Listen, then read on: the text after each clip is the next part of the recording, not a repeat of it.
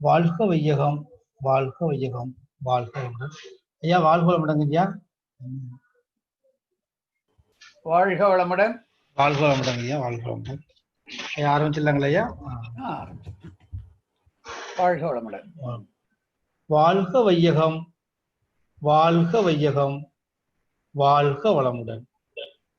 குரு வாழ்க, குருவே துணை, குருவடி போற்றி, குருவே சூக்குவமாக இன்று நடக்கும் அனைத்து நிகழ்வும் குருவே முன்னின்று நடத்தருவாராக.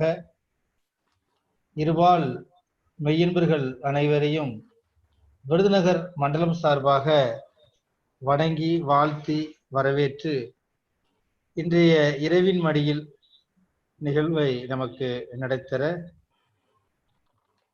தஞ்சாவூரிலிருந்து பேராசிரியர் ஐயா காஞ்சிநாதன் ஐயா அவர்கள் இணைந்திருக்கிறார்கள். ஐயா அவர்கள் கடந்த 30-35 ஆண்டுகளுக்கு மேலாக மனவளக்கலையில் ஐயா தொண்டாற்றி கொண்டிருக்கிறார்கள். மகிழ்ச்சி இருக்கும் காலத்தில் ஐயா அவர்கள் மகிழ்ச்சியோடு இருந்து தொண்டாற்றியிருக்கிறார்கள்.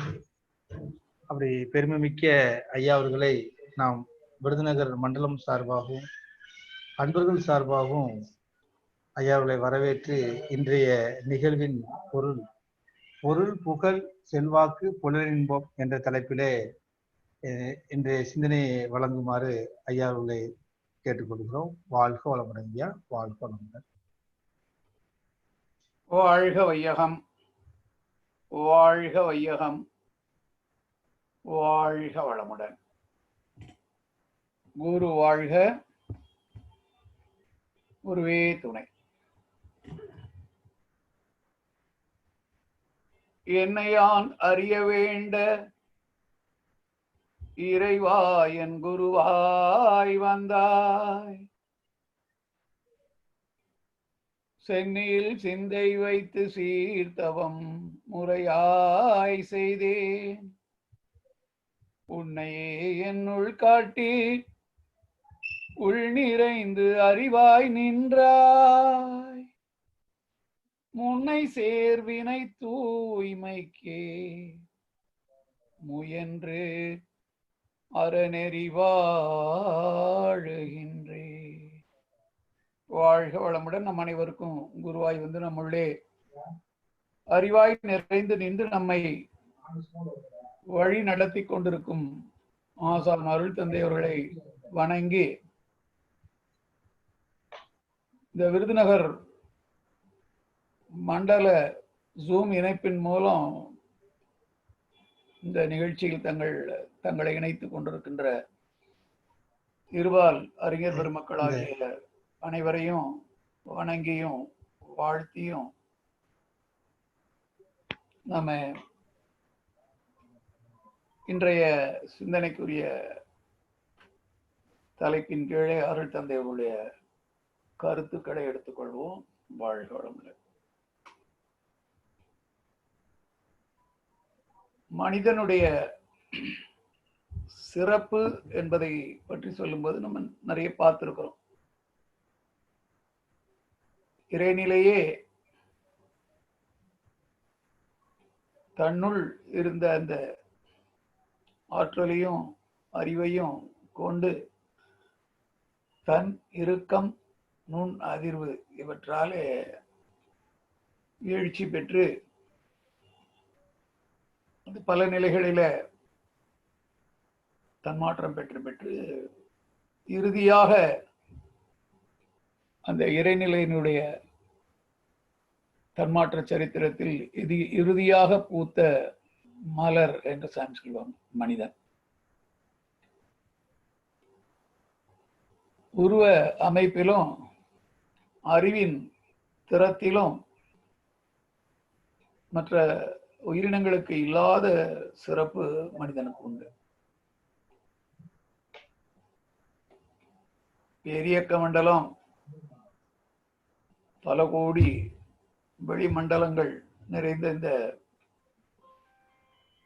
பேரியக்க மண்டலத்தினுடைய இயக்க சிறப்புகள் அனைத்தும் வாழ்க வளமுடன். ஐயா வாழ்க. சொல்லுங்க ஐயா. வாழ்க வளமுடன்.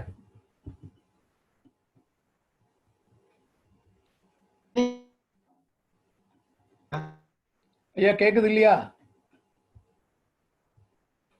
வாழ்க வளமுடன்.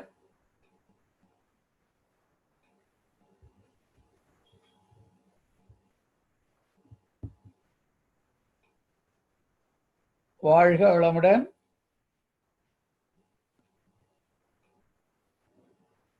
வாழ்க வளமுடன் ஐயா.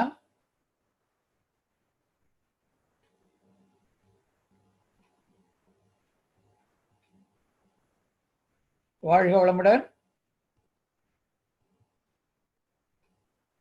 ஐயா இணைப்பில் இருக்கீங்களா? கேக்குதா?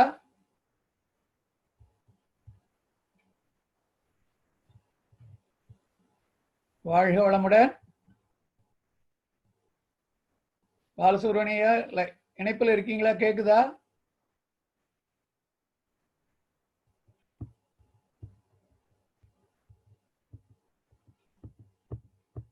வாழ்க வளமுடன்.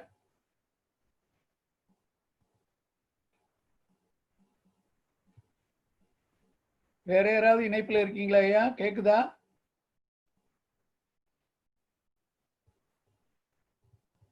வாழ்க வளமுடன்.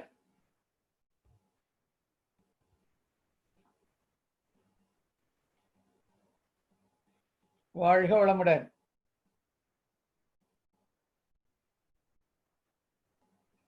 ஐயா நான் பேசுறது கேக்குதா?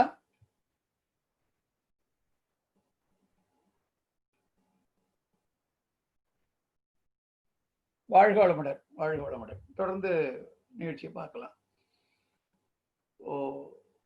இந்த பெரியக்க மண்டலம் பல கோடி வெளிமண்டலங்களை உள்ளடக்கியது இருந்தாலும் இதனுடைய இயக்க சிறப்பை எல்லாம் மனிதனுடைய மனதில் வந்துதான் முடியுதுன்னு சாமி சொல்றாங்க. மனித மனம் மதிப்பு கொடுத்தாதான் அத்தனைக்குமே ஒரு மதிப்பு என்றாங்க. உங்களுக்கு தெரியும் அந்த கவி, பூரண பொருளே புதுமையடைந்து ஆரணமான அணுவாய் விரிந்து அணுவின் கூட்டம் இயக்கம் பக்குவம் அசைவாய் இசவ அண்ட கோடிகளாய் ஓரறிவினம் முதல் ஐயறிவினம் வரை ஊனாய் உயிராய் உருவ பேதங்களாய் தானாய் விரிந்த தத்துவமாகிய சுவை முதல் ஐந்தையும் சுகிக்கவும் அறியவும் கர்ம ஞான கருவிகள் பெற்று அறிந்தும் வாழ்ந்தும் அருவ நிலையாம் ஆதி நிலையை அறிந்தே முடிவுற எழுந்த வேகத்தால் எடுத்த வடிவம் தான் மனிதன். அப்படிப்பட்ட சிறப்புகளையுடைய மனிதன் அவனுடைய மனதை கொண்டு அவன் வாழ்கிறதுனால விலங்கிலிருந்து வித்தெடுத்து வந்ததுனால மனம் ஒரு பாடல சாமிச்சாங்க. மனம் வடிவாய் குணங்களாய் எல்லை கட்டும் மதி உயர்ந்த சிறப்பில் இந்த விலங்கை நீக்கி மனிதனது ஆதிநிலை அறிய நாடும் மனிதனிடம் இச்சிறப்பே பிறவி நோக்கம். அப்போ தன்மாற்றம் பெற்று இறுதியாக விலங்கிலிருந்து வித்தெடுத்து வந்ததுனால உடல் சார்ந்து உணர்ச்சிகளோடு வாழ்ந்து கொண்டிருந்தாலும் அந்த மனம் எல்லை கட்டிய மனநிலையில குணங்களாகவும் வடிவங்களாகவும் எல்லை கட்டி கொள்ளும். அந்த அறிவை வாழ்நாளத்திலேயே உயர்த்தி, இது ஆறாவதுடைய அறிவின் ஆரம்ப நிலை. அந்த அறிவை உயர்த்தி அந்த உயர்ந்த நிலையில ஆதி நிலையை அறிகின்ற ஒரு நாட்டம் வரும்.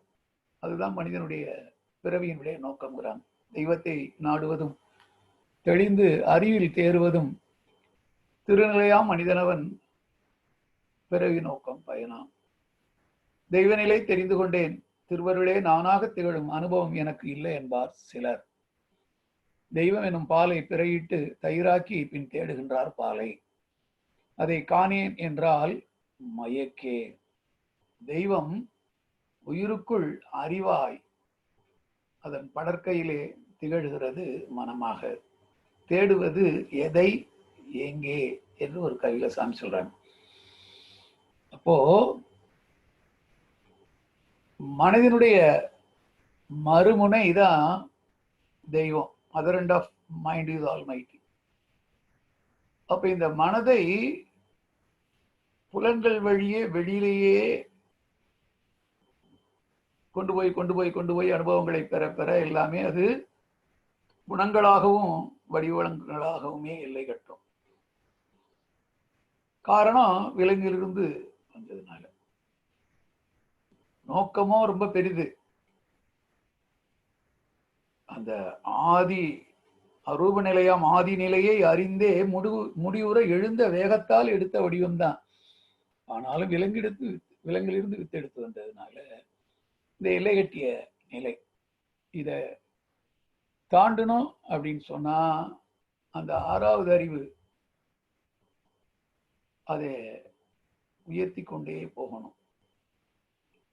ஏன்னா புலன்கடந்த அறிவு எப்பொருள் ஏத்தன்மை தாயினும் அப்பொருள் மெய்ப்பொருள் காண்பது அறிவு. அப்படிப்பட்ட ஒரு அறிவு தான் ஆறாவது அறிவு.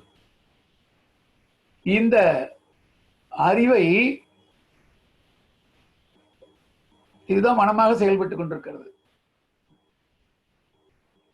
அப்போ மனமதை உயர்த்தினால் மட்டிலா இன்பம், மனமதை தாழ்த்திட மயக்கத்தால் துன்பமே, மனதிலே உள எல்லாம் மற்றும் எங்கு தேடுவீர் என்று ஒரு கேள்வி கேட்கிறாங்க சாமி.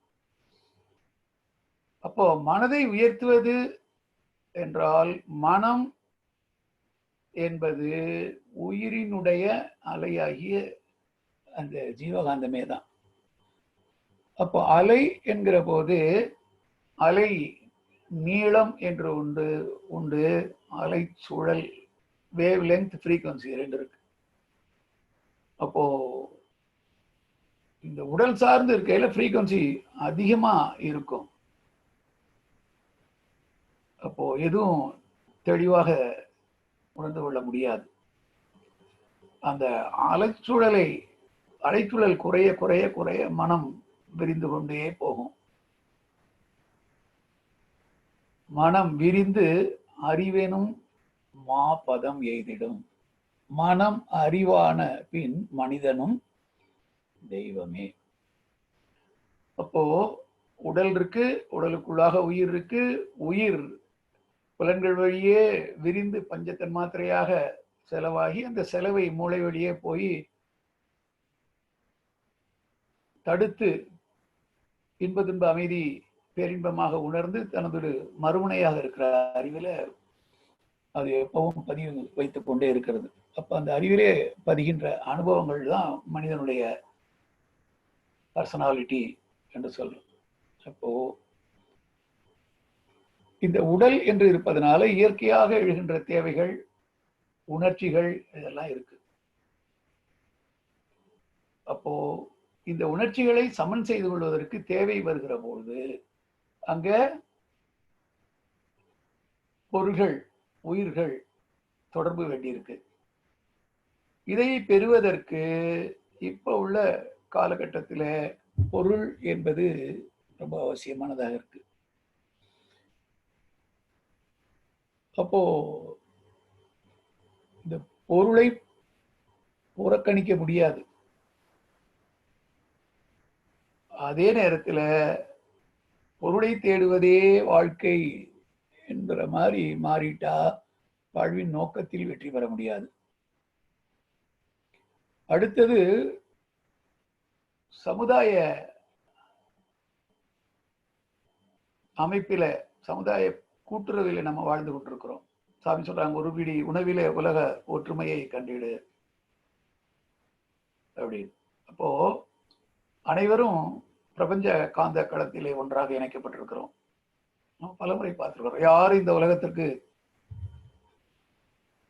தானா வரல, தனியாக வாழ்ந்து விடவும் முடியாது. அப்படி இருக்கிறதுனால நாம அடிப்படை தேவையை நிறைவு செய்து கொள்வதற்காக அந்த பொருள் ஈட்டும் திறமை எவ்வளவுதான் இருந்தா கூட அந்த பொருளை வைத்துக் கொண்டு நம்ம தேவைகளை நிறைவு செய்து கொள்வதற்கான அத்தனையுமே நமக்கு சமுதாயம் தான் உற்பத்தி செய்து கொடுக்குது. அதனால அந்த சமுதாய அமைப்பிலே நம்ம மற்றவரோடு இணக்கமாக ஒத்து உதவி வாழணும் அப்படின்னு சொன்னா அதற்கு இந்த புகழ் என்பதும் தவிர்க்க முடியாத ஒன்றாகத்தான் இருக்கு. அதையும் தாண்டி ஒரு மனிதன் ஒரு நல்லதை சமுதாய நோக்கத்தில் செய்யணும் அப்படின்னு சொன்னா அதற்கு பலருடைய ஆதரவு, பலருடைய ஒத்துழைப்பு தேவை இருக்குது. அப்போ அந்த சமுதாயத்துல எவ்வளவு பேர் இவனுடைய செயல்களை ஆதரிக்கிறார்களோ, ஏற்றுக்கொள்கிறார்களோ, ஒத்துழைப்பு தருகிறார்களோ, அந்த அளவுக்கு தான் அவன் நல்லதையும் செய்து தன்னை உயர்த்தி கொள்ள முடியும். அதற்கு செல்வாக்கு என்பது கண்டிப்பா வேணும். இந்த பொருள், புகழ், செல்வாக்கு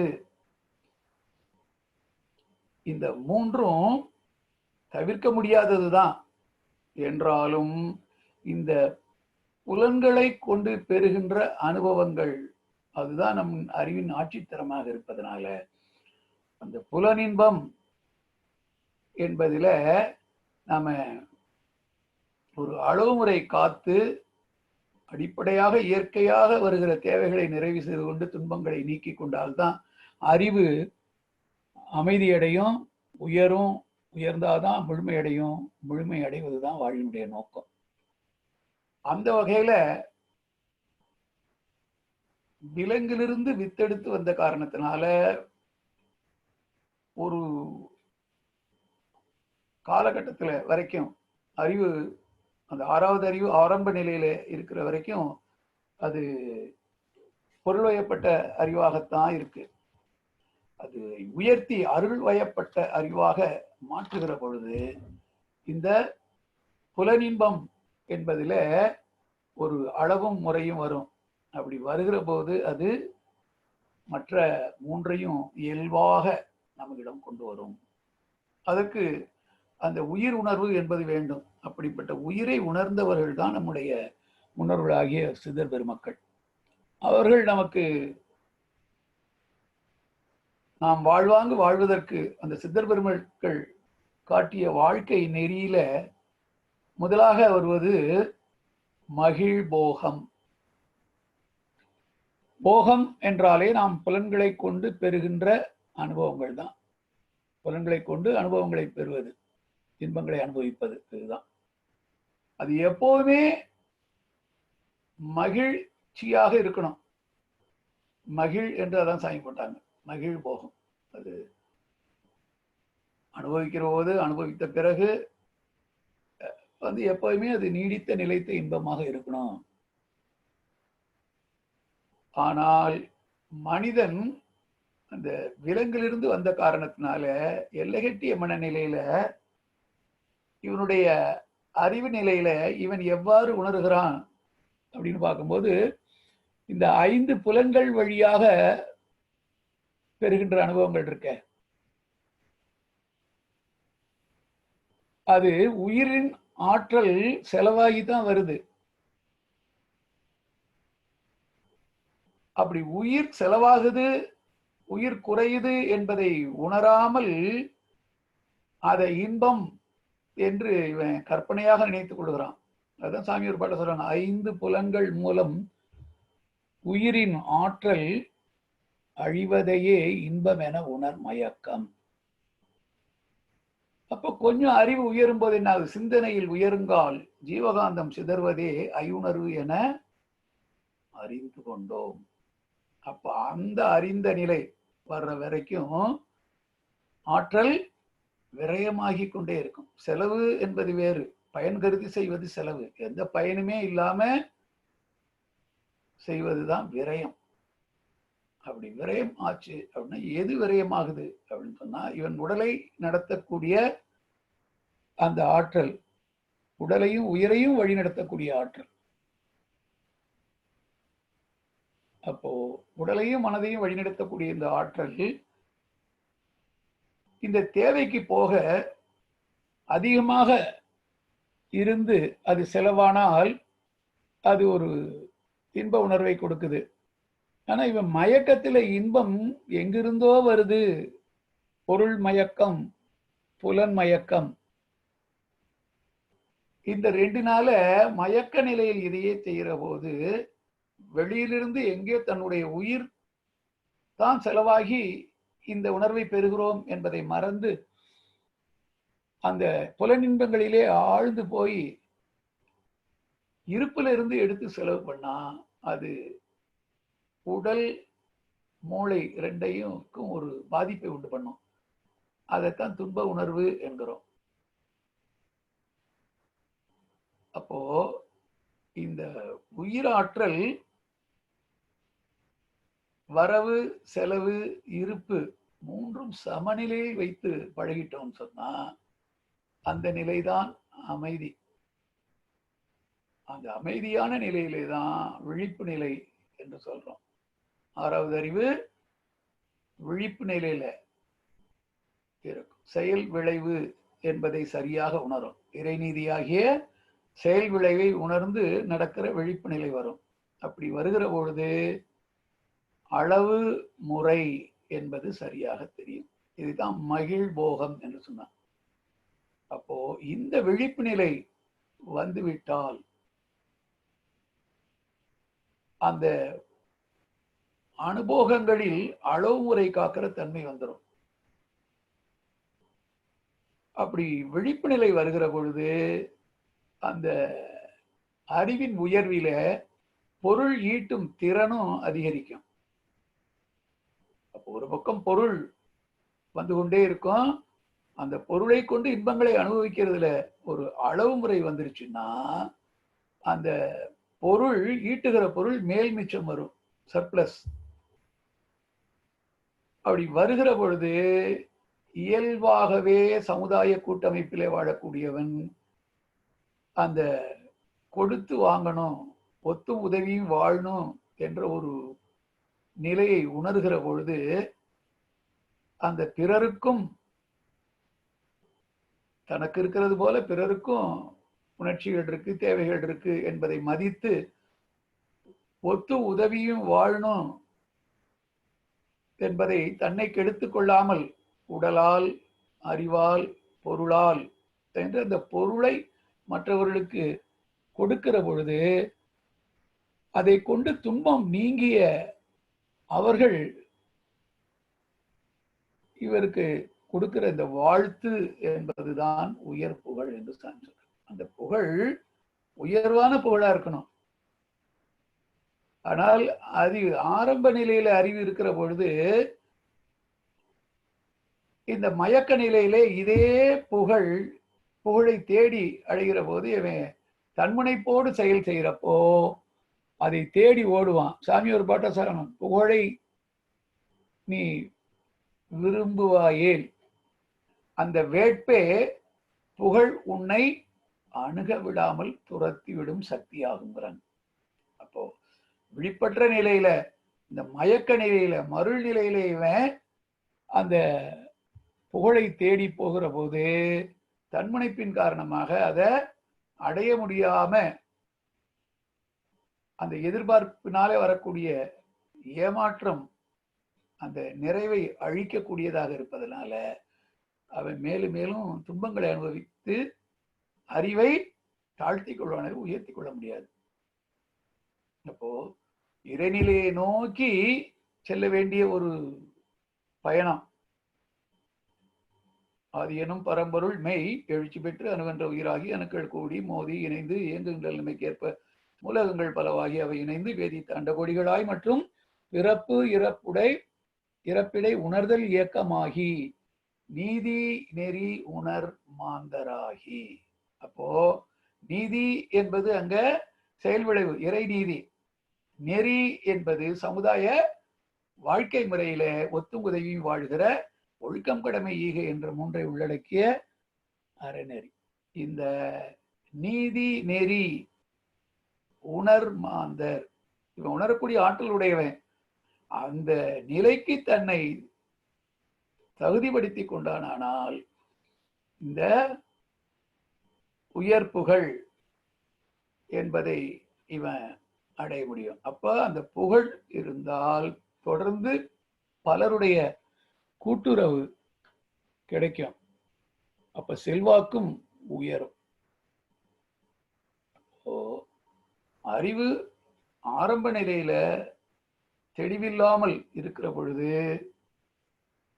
அந்த அறிவை கொண்டு புலன் வழியாக இன்பங்களை அனுபவிக்கிற போது அங்க அளவு முறை மீறியும் மாறியும் செயல்படுவதனால வாழ்வின் நோக்கத்துக்கு எதிரான செயல்கள் தான். வாழ்வின் நோக்கத்துக்கு ஒத்ததெல்லாம் ஒழுக்கமானது, வாழ்வின் நோக்கத்துக்கு எதிராக நம்மை திசை திருப்புவது எல்லாமே ஒழுக்கக்கேடானது. ரெண்டு தான். அப்போ ஒழுக்கத்தோடு கூடிய செயல்களை செய்கிற போது அது நீடித்த நிலைத்த இன்பத்தை கொடுக்கும். ஒழுக்கக்கேடான செயல்களை செய்கிற போது அது தற்காலிகமாக ஒரு நிறைவை கொடுக்கிற மாதிரி இருந்தாலும் காலத்தால் அது நம்மை வீழ்ச்சிக்கு கொண்டு செல்லும். அப்போ அந்த நிலையிலிருந்து நம்ம விழிப்பு நிலைக்கு வரணும் என்பதை உங்களுக்கு தெரியும். அந்த பாட்டு, பொருள் புகழ் செல்வாக்கு புலனின்பம் நான்கிலே புகுந்து அழுந்தி மனித மனம் உண்ணாய் வருந்துவோர் இருள் நீங்கி.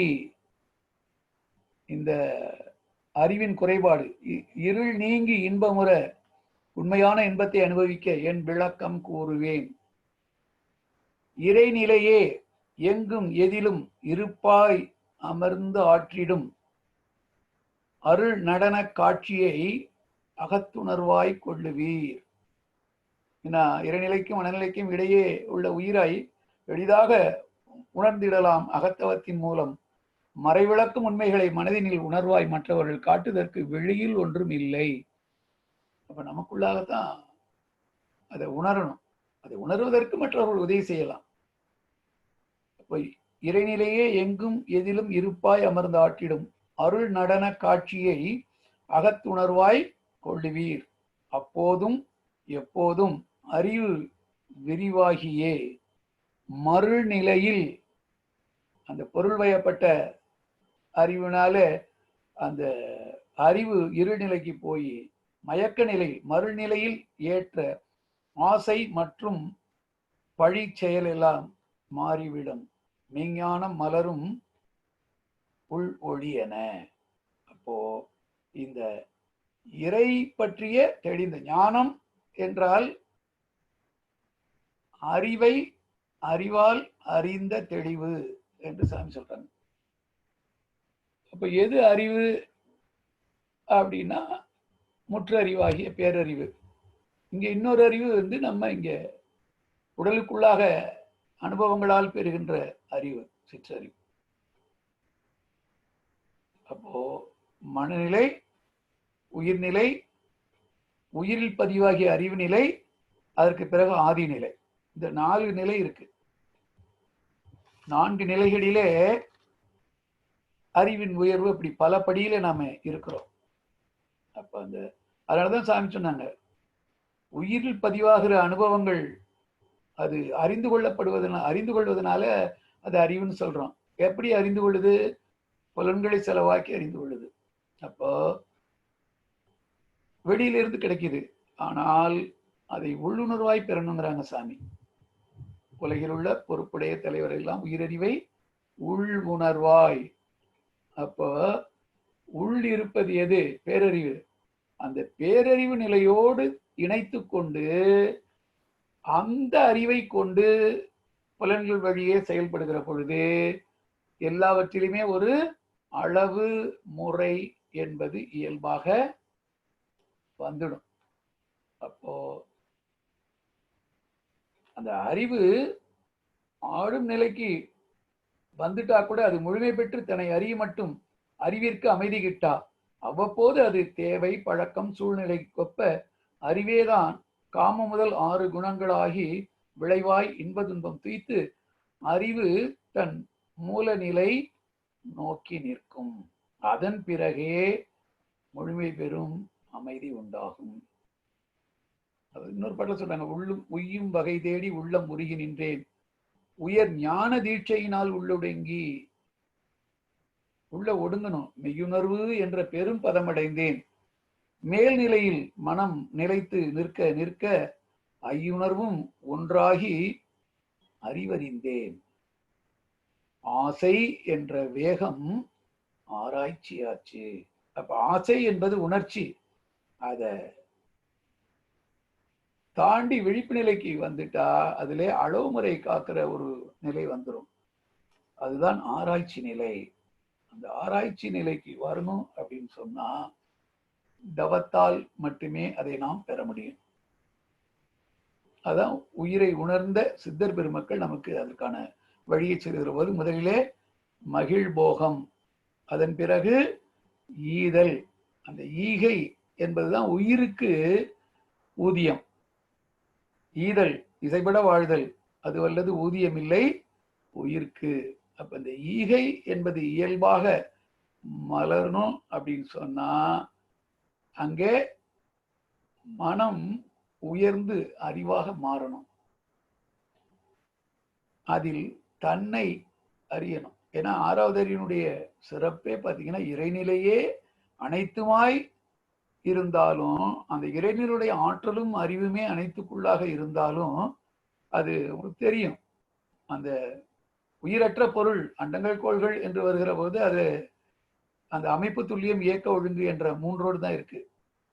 அப்புறம் உணர்ச்சி உணர்தல், அந்த தொடு உணர்வின் மூலம் ஒரு புலனை கொண்டு அது அறிய ஆரம்பிக்கிற போது ஓரறிவாக வருது. அப்போ அந்த உணர்தல், பர்செப்ஷன் என்று சொல்றமே, உணர்தல், அந்த உணர்கின்ற தன்மை வருது.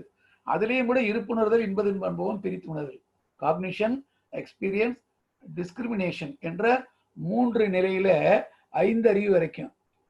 அது 6வது அறிவாக மலர்ச்சி பெற்று தன்னிலை உணர்கிற பொழுது, தன்னிலை உணர்வதற்கான அந்த 6வது அறிவு செல்ஃப் ரியலைசேஷன், தன்னை உணர்கின்ற அறிவாக அது மாற்றம் பெறுகிறது. அதுதான் நோக்கம்.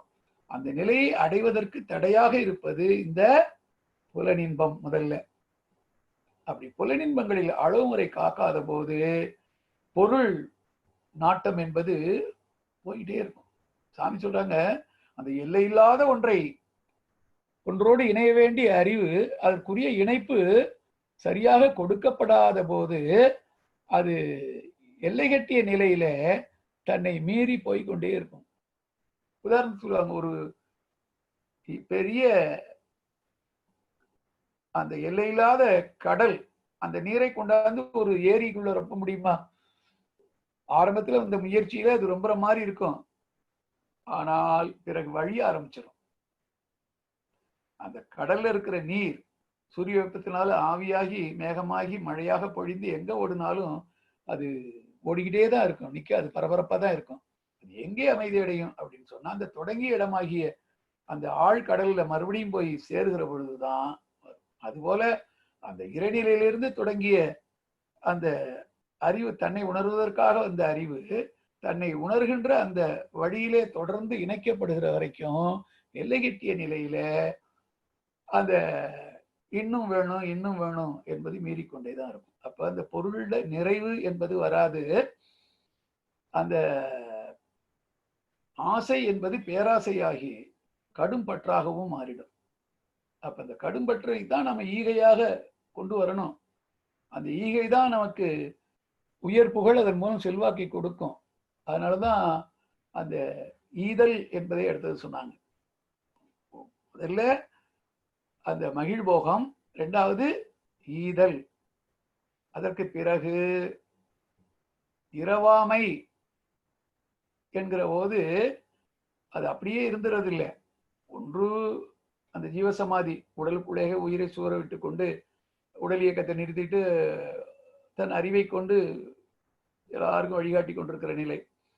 இன்னொன்று வாழும் காலத்திலேயே நான் யார் என்பதை உணர்ந்து கொண்டால் எனக்கு மரணமில்லை. கண்ணதாசன் எழுதுகிறான், நான் நிரந்தரமானவன், அழிவதில்லை, எந்த நிலையிலும் எனக்கு மரணம் இல்லை.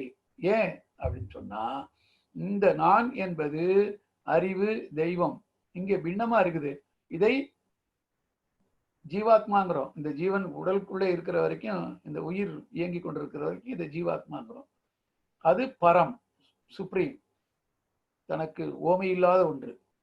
அப்போ அந்த பரமாத்மாவோடு ஜீவாத்மா கொண்டு போய் இணைக்கணும். அதுதான் வழி நோக்கம். இதுதான் ஜீவ பிரம்ம முக்தி நிலை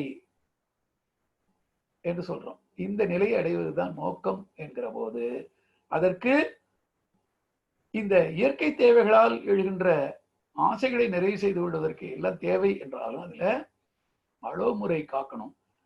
கடைசியா நாம் யார் என்பதை உணர்ந்த பிறகு இந்த உடலும் நான் அல்ல, உயிரும் நான் அல்ல, மனமும் நான் அல்ல, அதையும் தாண்டி அறிவு.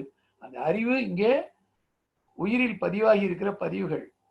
நான் ஏற்கனவே சொல்லியிருக்கிறேன், இப்போ ஒரு முறை சொல்றேன். ஒரு முறை சாமி மாடியில கேட்கும்போது கேட்டாங்க, உங்களுக்கு கருமையத்திற்கும் ஆன்மாவுக்கும் உள்ள வேறுபாடு தெரியுமான்னு கேட்டாங்க. கேட்டுட்டு சாமியை பதில் சொன்னாங்க.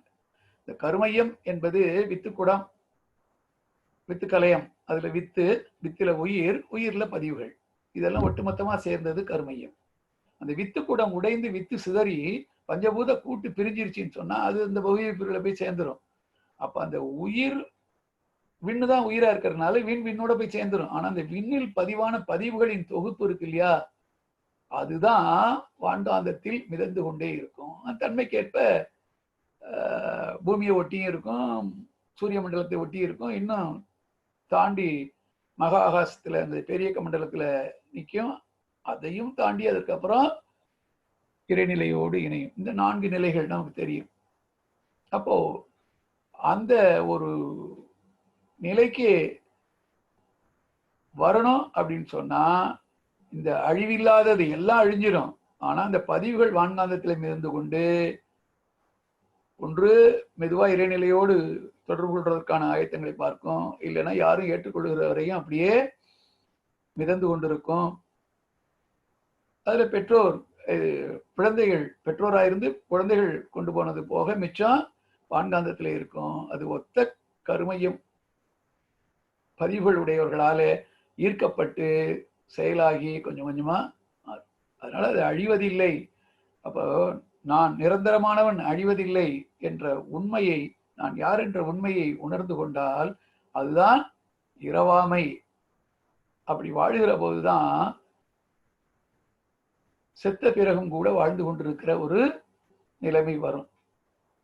அதான் அடிக்கடி தென்கை சாமிநாதன் சொல்வார், வாழும் பொழுதே செத்து போகிறவர்கள் செத்த பிறகும் வாழ்ந்து கொண்டிருப்பார்கள். அதுபடி வாழும் போதே செத்து போறது. பட்டினத்தார் சொல்றாரு, வித்தாரமும் கடம்பும் வேண்டாம் மட நெஞ்சே செத்தாரை போல் திரிங்கிறார். அப்படி செத்தாரை போல் திரினா என்ன?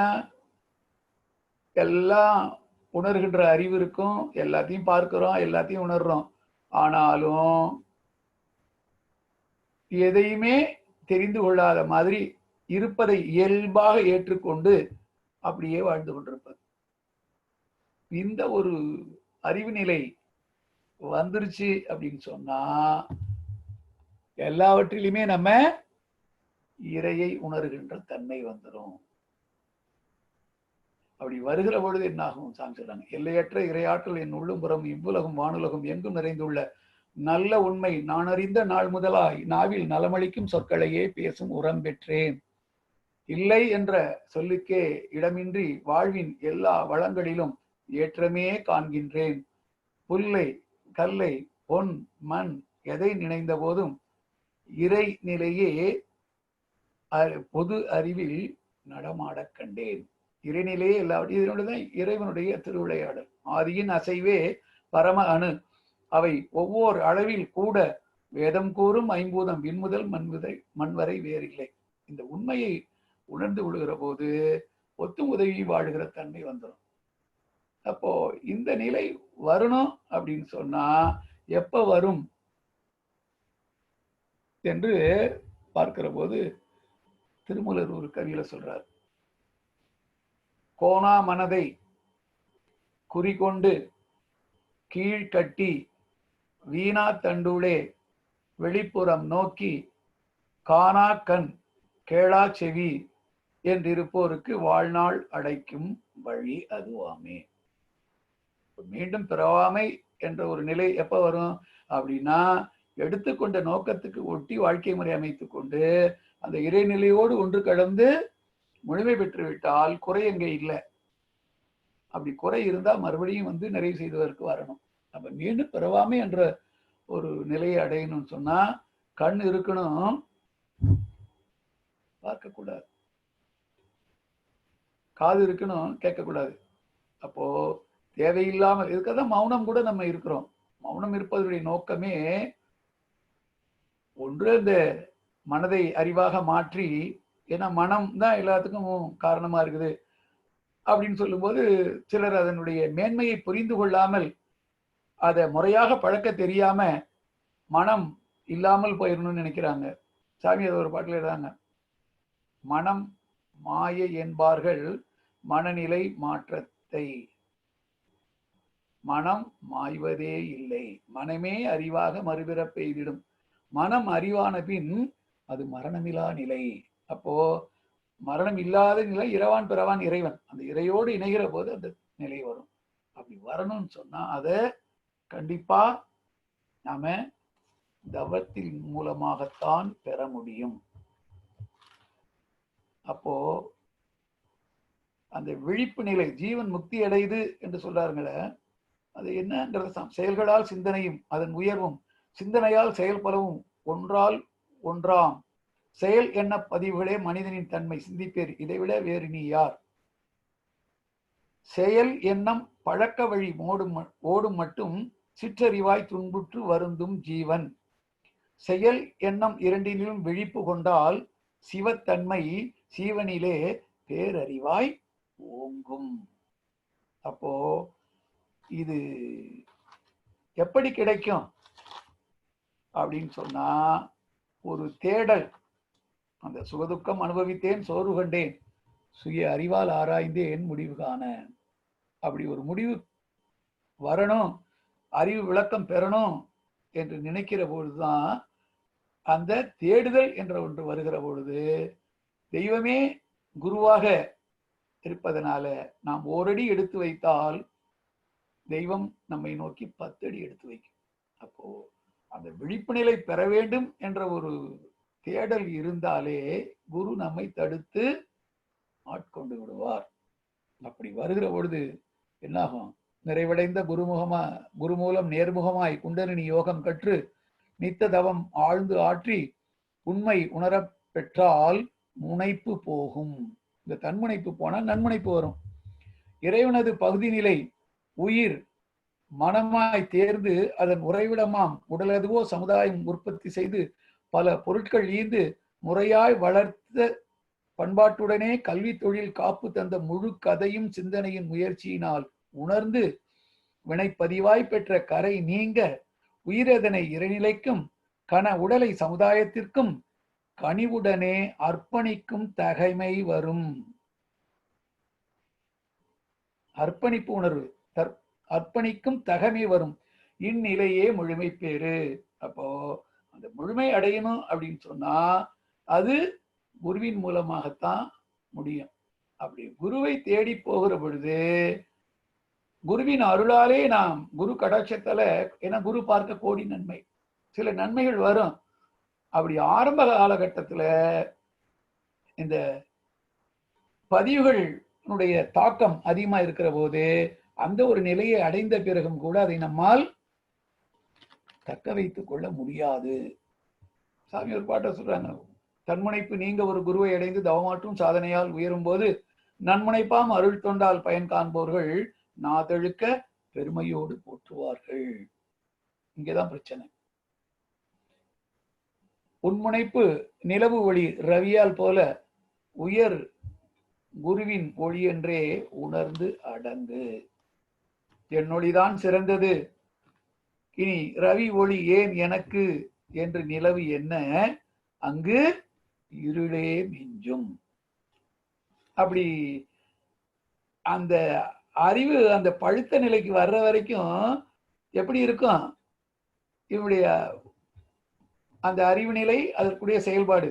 மற்றவரே பணிந்து வர வேண்டும் என்ற மனநிலையில் தருக்குற்று செயல் புரிந்து, அதனால என்ன ஆகும்? பெற்ற பலன் குடும்பத்தில், சமுதாயத்தில் பெரும் துன்பம், பகை இதான் வரும். அப்போ இது நம்முடைய வாழ்வின் நோக்கத்திற்கு எதிரானது. அப்போ அப்படி இணக்கத்தை காக்கலே அப்படின்னு சொன்னா, ஒருவர் தனக்கு ஏற்பட்ட சூழ்நிலையில் பணிந்த போதும், நம்முடைய செல்வாக்கை வச்சு பணிய வச்சாலும் அது வஞ்ச மனநிலையாய் வளர்ச்சி பெற்று உற்ற ஒரு காலத்தில் பெரிய தீயாய் ஓங்கி நிலை குலைத்து விடும். உண்மை கண்டோம். அப்போ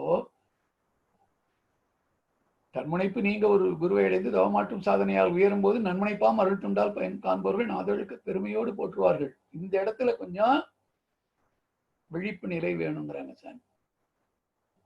ஏன்னா இந்த புகழ்ந்துரைக்கும் அந்த புகழ் வருது இல்ல, அந்த புகழ் உயர் புகழாக இல்ல, அதற்குரிய அறிவு நிலை அத அனுபவிக்கல, அறிவின் குறைபாடோடு இருக்கிற போது என்னாகும்? ஒரு பூரிப்பு. புகழ்ந்த உடனே புகழ்ந்துரைக்கும் வார்த்தைகளால் பூரிப்பெய்தல் பொருத்தமிலா தன்மையையே வெளிப்படுத்தும். அப்ப வாழ்வின் நோக்கத்துக்கு எதிரானது இல்லையாது. பாருங்க, நிகழ்ந்த ஒன்றின் காரணமும் விளைவும் கண்டால் நீ ஒருவன் மட்டும் அதற்கு உரியவன் அல்ல. அதை புரிஞ்சுக்கணும். ஏன்னா இந்த பிரபஞ்சம் நாம் இயக்கம் தொடங்குவதற்கு முன்னாடியே இந்த பிரபஞ்சம் இயங்கிட்டு தான் இருக்குது. ஒரு காலகட்டத்தில் நம் இயக்கம் நின்று போகும். அப்பவும் இந்த உலகம் தொடர்ந்து இயங்கி கொண்டுதான் இருக்கும். அப்ப இடையிலே வந்து போற ஒரு சிறு நிகழ்ச்சி தான் நாம என்பதை உணர்கணும்.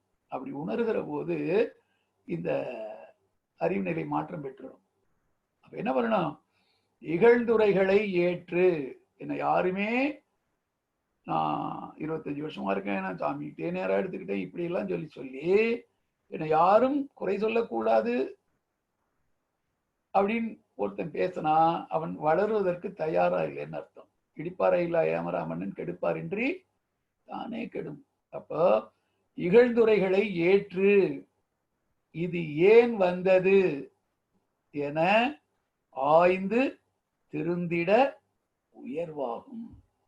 அப்ப அந்த உயர்வு வரணும் அப்படின்னு சொன்னா இகழ்ந்துரைகளை ஏற்கணும்.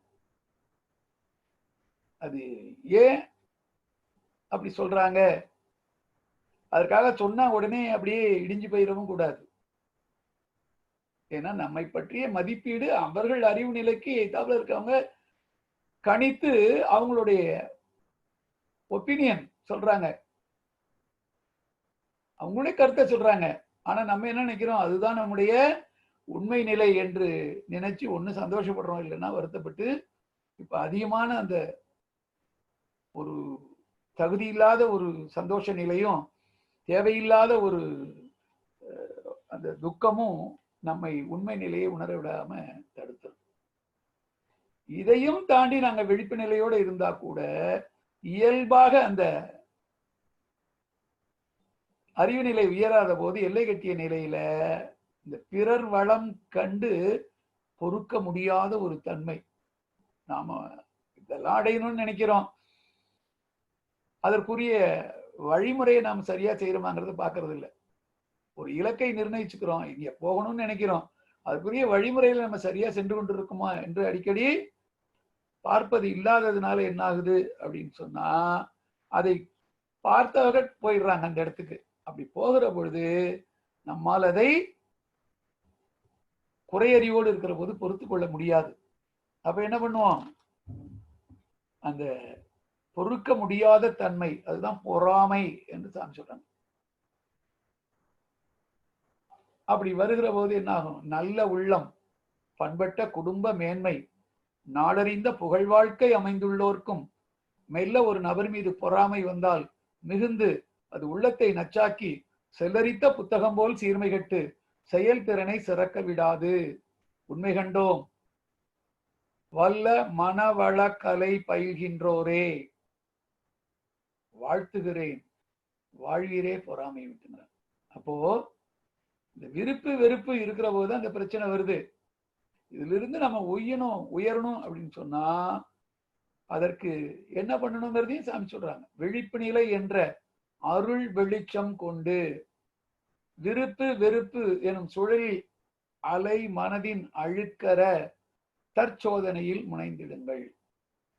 அன்பு ஊற்றால் கடமை உணர்வாகும் வாழ்வு, பழுத்து விடும் அறிவு, அந்த பக்குவத்தால் பரத்தோடு உயிர் ஒன்றும் துரியாதீத முழு தவமோ பிறப்பு இறப்பு சக்கரத்தை முறித்துவிடும். மீண்டும் பிறவாமே அந்த ஒன்று அறிஞ்சிடலாம். மெய்விளங்கி முழுமையாவீர். அப்போ அந்த தவம் தற்சோதனை ரெண்டையும் நாம முறையாக செய்து விழிப்பு நிலையோடு அவற்றை நம்ம ஏற்கனவே நமக்கு தெரியும். தவம் என்பது இருவகை சாமி சொல்றாங்க. ஒன்று அகத்து தவம், இன்னொன்று தழைக்கும் அறம் புறத்து தவம். உட்கார்ந்து உள்நோக்கி மனதை உயிரின் மேல் வைத்து பழக ஆரம்பிச்சா அது அகத்தவம். அப்படி பெற்ற விழிப்பு நிலையில தற்சோதனையோடு இணைந்து நாம சமுதாய கடமைகளை செய்ய முற்படுகிற பொழுது அதுல ஒழுக்கம், ஈகை, இந்த ரெண்டையும் உள்ளடக்கிய அறநெறி வாழ்க்கை என்பதுதான் இன்னொரு தவம் என்கிறாங்க. அப்போ இதைத்தான் சகஜ நிஷ்டை என்று சொல்லுவாங்க. அப்போ எப்படி ஒரு மணி நேரம் காலையில நம்ம எடுத்துக்கொள்கிற பயிற்சிகள் மற்ற 23 மணி நேரம் நம்ம விழிப்பு நிலையோடும் முறையாகவும் சரியாகவும் இயங்குவதற்கு நமக்கு ஒரு ஆற்றலை கொடுக்குதோ, அதே போல மனதை அந்த தவநிலையில ஒரு 20 நிமிடம் பழக்கினா அந்த விழிப்பு நிலை ஒவ்வொன்றையும் ஆய்வு செய்து முறையாகவும் சரியாகவும் தொடர்பு கொண்டு இன்பத்தையே விளைவாக பெறுகிற அளவுக்கு நாம உயர்ந்துருவோம். இதையும் தாண்டி நல்ல நம்ம செயல்பட்டு கொண்டிருக்கிற பொழுது, ஏன்னா 6வது அறிவு என்பதை என்னன்னு உணர்ந்தாச்சு, அதன் உயர்வுக்கு போய் அந்த முழுமைப்படுத்தி கொண்டுங்கிற எண்ணமும் வந்தாச்சு. இப்ப என்ன பண்ணுவோம் அப்படின்னு சொன்னா, இயல்பாக நாம அந்த 6வதுக்குரிய பண்புகளோடு செயல்பட ஆரம்பிச்சிடும். 6வது அறிவு அப்படிங்கிற போது சாமி ஒரு பாட்டுல நான் ஏற்கனவே சொல்லுங்க, 5 புலன் உணர்ச்சிகளை கடந்திருத்தல், அளத்தல், காலதூர பருமன் வேகம், சிந்தித்தல், செயல்முறை வகுத்தல், பிற ஜீவ இன உணர்ச்சிகளை கூர்ந்து உணர்தல். ஏன்னா பிற உயிர் உணர்ச்சிகளை கூர்ந்து உணர்ந்து தன் உணர்ச்சியை சீர் செய்து கொள்வதுதான் ஒழுக்கம். அப்ப பிற உயிர் உணர்ச்சிகளை கூர்ந்து உணர்தல், எந்த ஒரு விளைவுக்கும் காரணத்தை யூகத்தால் அறிதல். இது நல்ல துரியத்துல தவம் பண்ணி நிற்கும் போது தெரியும்.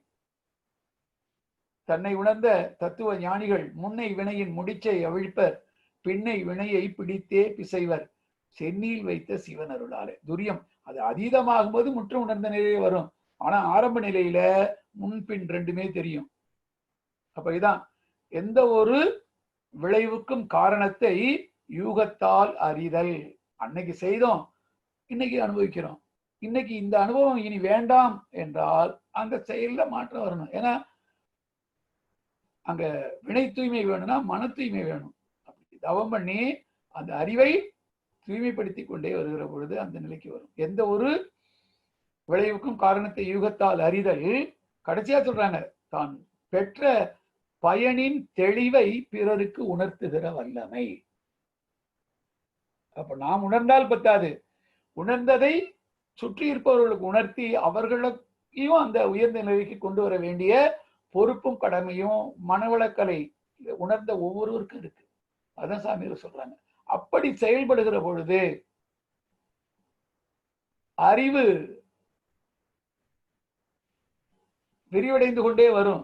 அந்த ஒரு விரிவு நிலை இல்லாம எல்லை கட்டி கொண்ட பலரால் நம்முடைய அந்த விரிந்த மனநிலையிலே செயல்படுகிற, விரிந்த அறிவோடு செயல்படுகிற செயல்பாட்டுக்கு தடை வரும். அப்ப என்ன பண்ணுவாங்க, நம்மை பற்றி அவதூறு பேச ஆரம்பிப்பாங்க. அப்படி பேசும் பொழுதும் ஒரு தெளிவோடு நம்ம எதை மேற்கொள்ளணும் என்று சாமி சொல்றாங்க. அந்த ஒன்றை சொல்லி நான் முடிச்சிடுறேன். அந்த பாட்டு எல்லாருக்கும் ஏற்கனவே தெரிஞ்சதுதான். அது எமை தூற்றி பொறாமையினால் பிறர் பழித்தால், ஏன்னா காக்கிற மரம் தான் கல்லடிப்படும். செயல்படுறவங்கள தான் சும்மா இருக்கிற வேடிக்கை பார்த்துக்கிட்டு இருக்கவங்க இப்படி செஞ்சிருக்கலாம் அப்படி செஞ்சிருக்கலாம்னு விமர்சனம் பண்ணுவாங்க. அப்ப இது இயற்கை தான். எமை தூற்றி பொறாமையினால் பிறர் பழித்தால் எம் வினையே வெளிப்படுதலாக எண்ணி சுமை மனதில் கொள்ளாது அமைதி காண்போம், சொற்சூடு அழிப்போர்க்கு வாழ்த்து சொல்வோம், இமை கண்ணை காப்பது போல் இறை எவர்க்கும் துன்பத்துள்ளும் காவலாய் அமை நியதி என்றென்றும் மறத்தல் கூடா. அச்சமில்லை அச்சமில்லை அருட்சுடர் நாம். இத ஞாபகத்துல வைத்து கொண்டால் பிரச்சனையே வராது. அப்போ அந்த ஆசான் கொடுத்ததை அப்படியே நாம வாங்கி பெருக்கிக்கிட்டே வரணும். அப்படின்னா நம் முயற்சி எப்படி இருக்கிறதோ அந்த அளவுக்கு தான் ஞானம் விளைவாய் பெற முடியும் என்று சொல்றாங்க. வித்து, நிலம், உரம், தண்ணீர் இவை காவல் இவற்றிற்கேற்ப விளைவு தரும். ஒரு வித்து போட்டா நிலம், உரம், தண்ணீர் காவலுக்கேற்ப விளைவு தரும். அதுபோல் உனக்கு ஆசான் அத்துவித தத்துவ வித்தை அறிவிலிட்டால் அதற்கு ஒழுக்கம் என்ற உரம், அறிவை ஒன்றும் நித்த தவம், ஆராய்ச்சி என்ற தண்ணீர், நீ சலனமுற்று அருகுணங்களாகாத வித்தை எனும் காவல், இவை அனைத்தும் வேண்டும். விளைவாக நீ பெரும் கனியே ஞானம். அந்த ஞான நிலை அடையணும்னு சொன்னா இந்த விழிப்பு நிலையோடு இவற்றையெல்லாம் நாம் சரியாகவும் முறையாகவும் செய்து கொண்டே வரணும். அப்படி வந்தால் அந்த நிலையை நாம் அடைய முடியும். அதற்கான முயற்சியிலே தான் நம்ம ஒவ்வொருவரும் முன்பின்னாக இருக்கிறோம். அனைவருமே அந்த உழந்த நிலைக்கு கொண்டாந்து கூட இருக்கிறவர்கள் அத்தனை பேரையும் உயர்த்தி அந்த சாமி சொல்லுகிற சம ஆசனம், சமாதானம், உலக சமாதானம் என்பதை வருவதற்கு விழிப்பு நிலையோடு முயற்சி செய்யணும். அதற்கு இந்த பொருள், புகழ், செல்வாக்கு, புலனின்பம் இவற்றில அறிவின் உயர்வில் விழிப்பு நிலையோடு இவற்றையெல்லாம் தவிர்க்க முடியாது. இவற்றையெல்லாம் முறையாக பயன்படுத்திக் கொள்கிற ஒரு விழிப்பு நிலையை தவத்தாலும் தற்சோதனையாலும் குருவினர்களை பெற்று தொடர்ந்து நாமும் வாழ்ந்து பிறர் வாழவும் நாம உறுதுணையாக இருப்போம். அதற்கு குருவர்களும் திருவர்களும் துணை செய்யும் என்று கூறி வாய்ப்புக்கும் நன்றி கூறி காலம் கருதி நிறைவு செய்து கொள்கிறேன். வாழ்க வளமுடன், வாழ்க வளமுடன், வாழ்க வளமுடன், வாழ்க வளமுடன், வாழ்க வளமுடன். சிறப்பான சிந்தனை. அன்பர்களே, நமக்கு இன்று சிறப்பான சிந்தனையை வழங்கினார்கள். ஐயா அவர்களை வாழ்த்து கொடுக்கும் முன் நாளைய நிகழ்வுகளை பற்றிய ஒரு அறிவிப்பு. நாளை காலை 5:30 to 6:30 ஆழ்நிலை தவம். அந்த தவத்தை நமக்கு பேராசிரியர் கூடலூர் பாஸ்கரன் ஐயா அவர்கள் நடத்த இருக்கிறார்கள். காலை 5:30 to 6:30. அதைத் தொடர்ந்து உடல் பயிற்சி நாளை காலை 10 மணிக்கு நமக்கு சிந்தனையாக முதுநிலை பேராசிரியர் ஐயா வேதசுப்பையா ஐயா அவர்கள் நாளைக்கு சிந்தனை வழங்க இருக்கிறார்கள். பேராசிரியர் வேதசுப்பையா ஐயா அவர்கள் நாளைய நிகழ்வை நமக்கு நடத்த இருக்கிறார்கள். தலைப்பு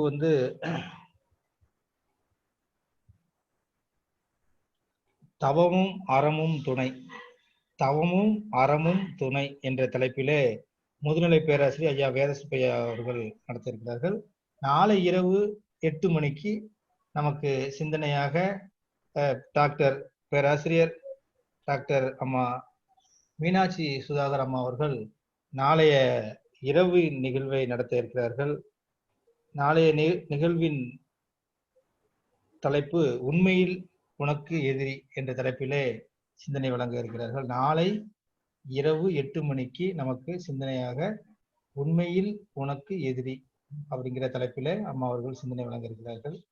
அன்பர்களே, நம் நேரம் கருதி 2 அன்பர்கள் இந்த நிகழ்வை பற்றிய ஐயங்களை தெளிவு பண்ணிக்கலாம். வாழ்க வளமுடன். ஹேண்ட்ரைஸ் பண்ணலாம். 2 அன்பர்கள்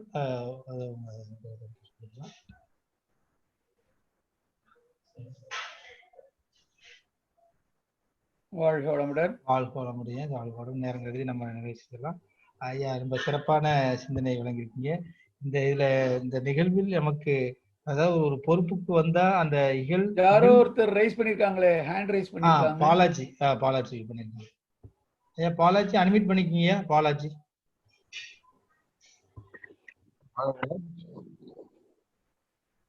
பேசுங்கய்யா.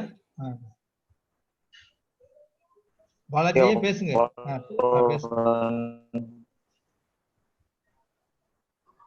வாழ்க வளமுடன் சொல்லுங்க.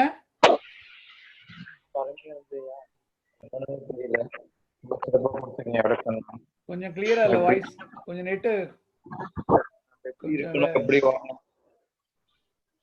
எனக்கு ரொம்ப கிளியரா கொடுத்தீங்க ஐயா. எப்படி ரொம்ப அருமையா இருந்தது.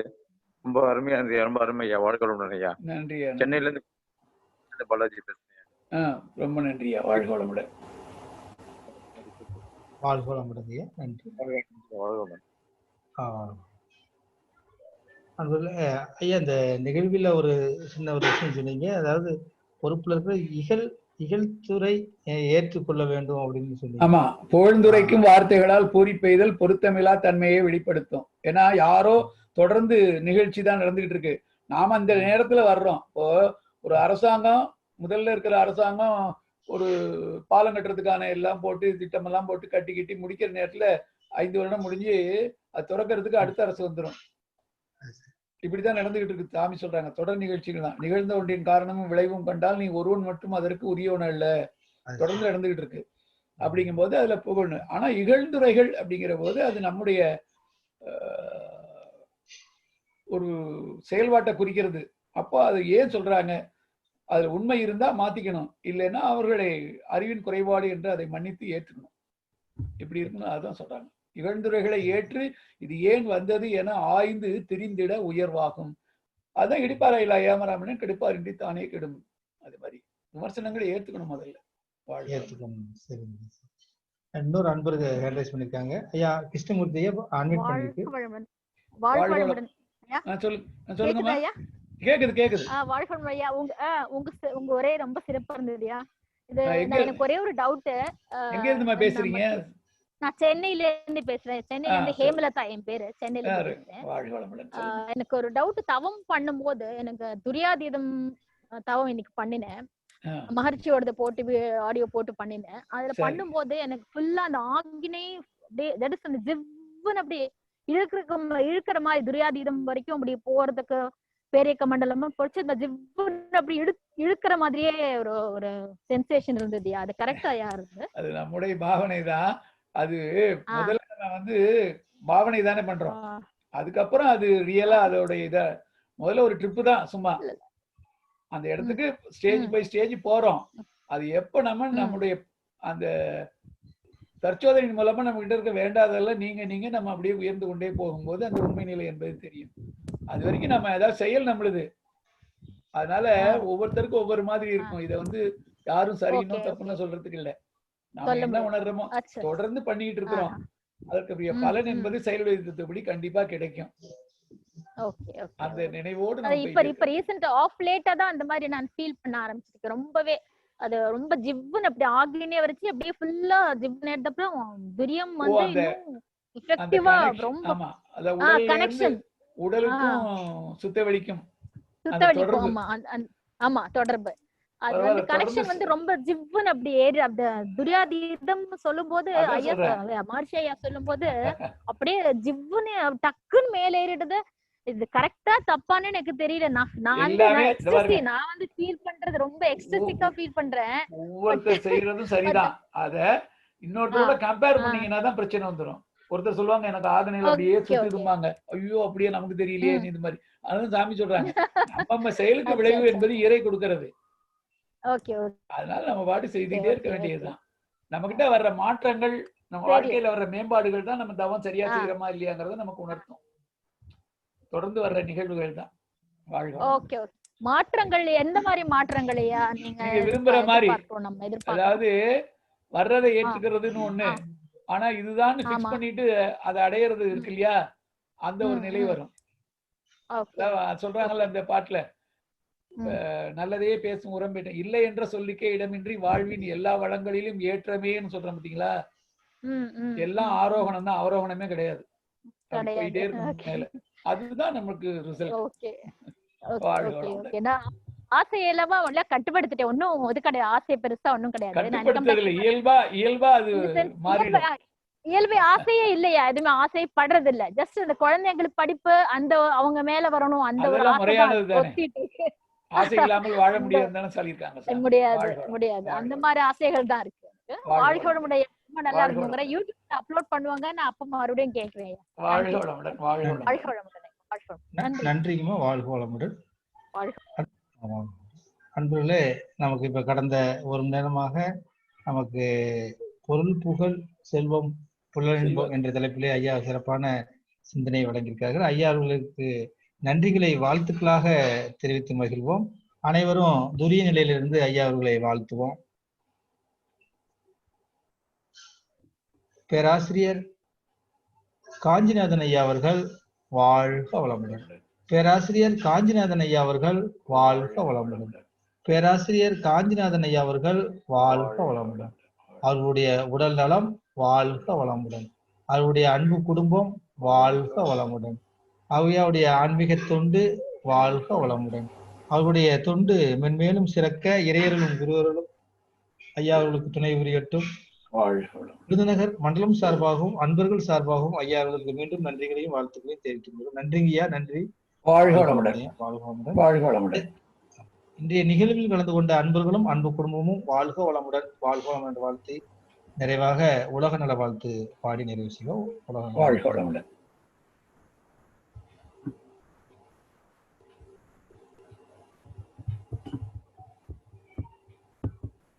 உலகமெல்லாம் பருவமழை ஒத்தபடி பெய்யட்டும். உலகமெல்லாம் பருவமழை ஒத்தபடி பெய்யட்டும். உழவரெல்லாம் தானியத்தை ஒப்புடனே பெருக்கட்டும். உழவரெல்லாம் தானியத்தை ஒப்புடனே பெருக்கட்டும். பல தொழில்கள் புரிகின்ற பாட்டாளி உயரட்டும்.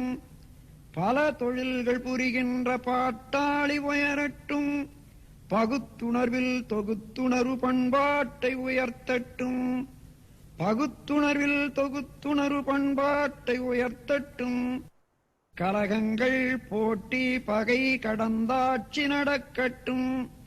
கலகங்கள் போட்டி பகை கடந்தாட்சி நடக்கட்டும்.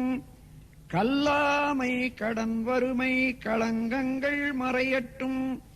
கல்லாமை கடன் வறுமை களங்கங்கள் மறையட்டும். நலவாழ்வை அளிக்கும் மெய் ஞான ஒளி வீசட்டும். நலவாழ்வை அளிக்கும் மெய் ஞான ஒளி வீசட்டும். நம் கடமை அறவாழ்வின் ஆட்டத்தே சிறக்கட்டும். நம் கடமை அறவாழ்வின் ஆட்டத்தே சிறக்கட்டும். வாழ்க வையகம், வாழ்க வையகம், வாழ்க வளமுடன்.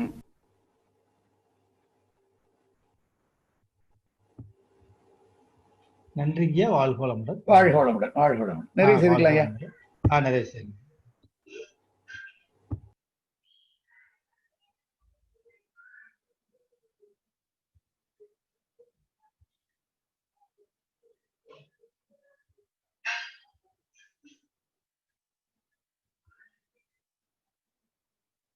ரெக்கார்டிங் எப்படி ரெக்கார்ட் பண்றது?